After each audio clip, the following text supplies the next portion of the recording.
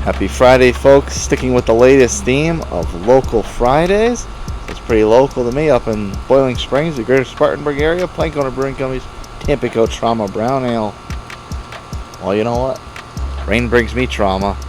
So let's bring some good kind of trauma into this. And let's check this out together right after the theme song.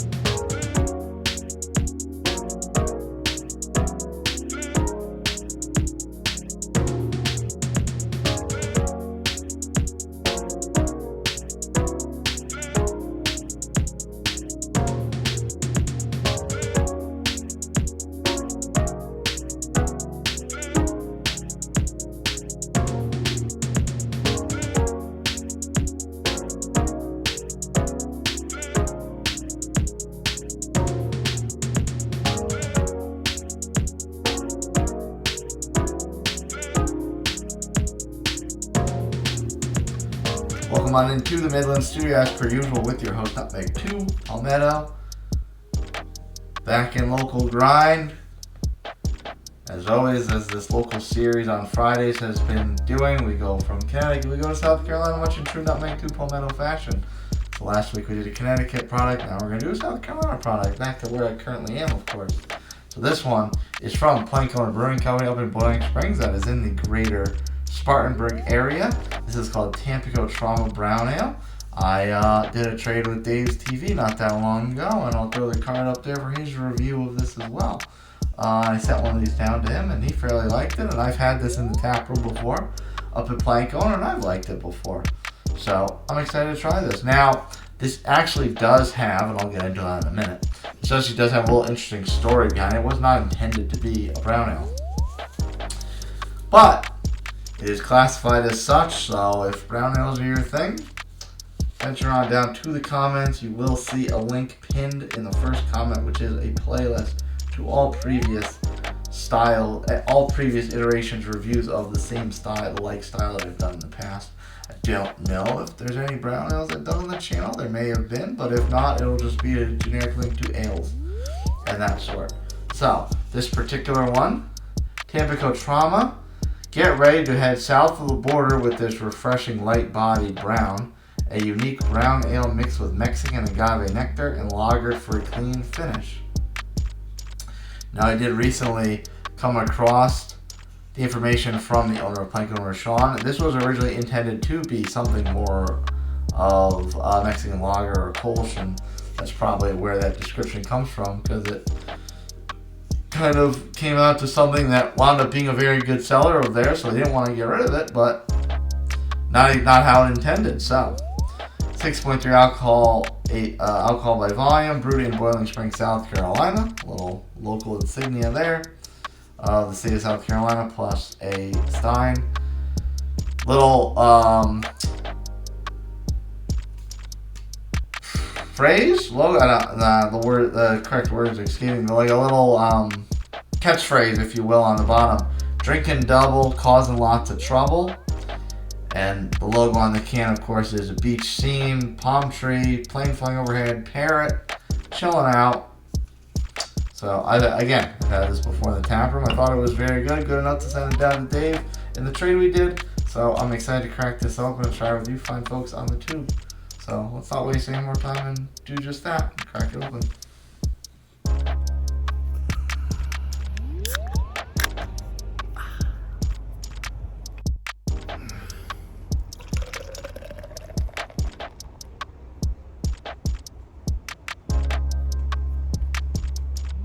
Top this off. Ooh, look at that nice little cascade Who expects a pretty cascade from a brown ale? I mean, I guess you would expect a pretty cascade from anything, but nice, kind of deep, dark amber color. See some shadow. If it wasn't for the color of the beer, you actually probably would see my fingers pretty clearly because it's fairly clear for the color. Nice solid 3-finger head, just about 3-finger head. Frothy top, brought to you by the hard pour, of course. We didn't so much read Untapped, but it's pretty simple. Classic brown ale mixed with Mexican agave and lagered for a clean finish. 465 total check-ins, 396 unique check-ins. Global ranking is a very respectable 3.75. Moderate sample size, not a huge sample size, but not a small sample size either. So 375 is pretty darn respectable. 6.3 ABV as we stated on the can. 24 IBU, which is obviously pretty mild, and it's classified as an English brown ale, which I think if you ask the folks at Plankowner, that's not probably the way they would describe it because they just had to put it in some kind of a bucket. But because from the previous times I had, I don't recall it having too much of a bitterness to it, and that's what with a low IBU like 24, that's obviously not going to be something that's going to pull off a lot of bitterness. So let's get the nose.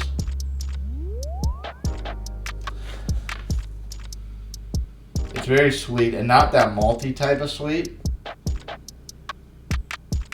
There's some kind of a spiced character in there. I don't want to say cinnamon, but almost cinnamon. Or brown sugar, maybe. Brown sugar might be better. My brain likes to confuse the two. Yeah, the very subtle, like almost a very subtle brown sugar type of aroma. And very, very sweet, but again, not sweety like you would think from something that's malty like an amber or anything like that.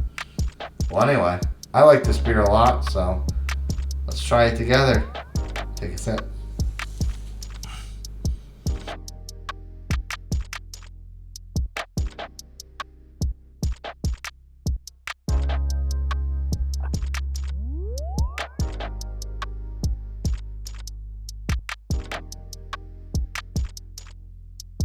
Yeah, let's talk about it.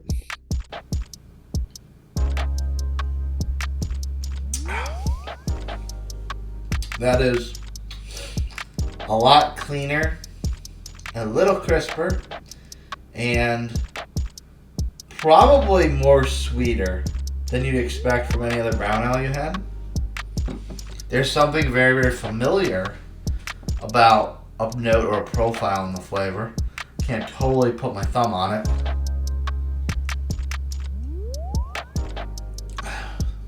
I don't know if it's something gained from the Mexican agave nectar.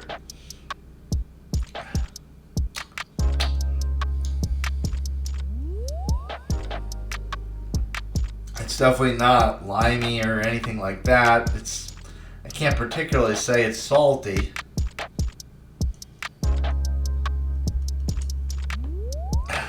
There's something very familiar in there of more of a citrus type of fruit sensation. So it's probably whatever attributes are pushed off onto this from the Mexican agave nectar. But in general, it's a very clean brown ale. It's a moderately crisp brown ale. And it's a pretty noticeably sweet brown ale. And again, it's not that sweetness from malt. You know, like you have an English bitter, you have an amber, you have a brown. You know, it's something that is very malt forward, something that uses the malts a lot to make the beer. You expect a certain, apparently it's carbonated too. Whew. You expect a certain amount of sweetness to go along with that, but this one's not getting its sweetness from that. It does not taste the same as you would think from assigning sweetness to one of those types of styles in a traditional sense. So it's there, but it's not quite the same. It's a sweetness from some kind of fruit additive or something like that. So it's probably from the nectar. For a dark beer, for brown, or at least classified as a brown. For dark beer, it's very light drinking. And 6.3, I mean, by today's standards, 6.3 is pretty light. But in the broader sense of the gravity discussion, that's not particularly super light. That's a pretty moderate, slightly above moderate kind of punch as far as gravity is concerned. So considering that, and considering, of course, the color of the beer, it's something that's very light enough. You could drink these on a beach and be pretty happy. Be pretty refreshed. You're not gonna feel like this is super heavy and deep sixing you into oblivion. You could definitely crack a few of these on the beach and be perfectly fine and enjoy it. Again, if ales are your thing, if browns are your thing, drop down in the comments. The first one pinned is a link to a playlist with other reviews of mine in the past of styles akin to the one I'm currently reviewing. If you like what you saw, smash that like button, subscribe to my channel, hit that notification bell so you know exactly when my reviews drop. And if you want to recommend a beer to me, or maybe even send me a beer, email me, nutmeg2palmetto@gmail.com. We'll sort out all the fine details over there. And if you want the rest of my day-to-day nonsense, follow me on my social media channels, TikTok and Instagram, @nutmeg2palmetto. I do like this beer. I do like Plankowner. Oh, Plankowner. Cheers, folks. See you next time.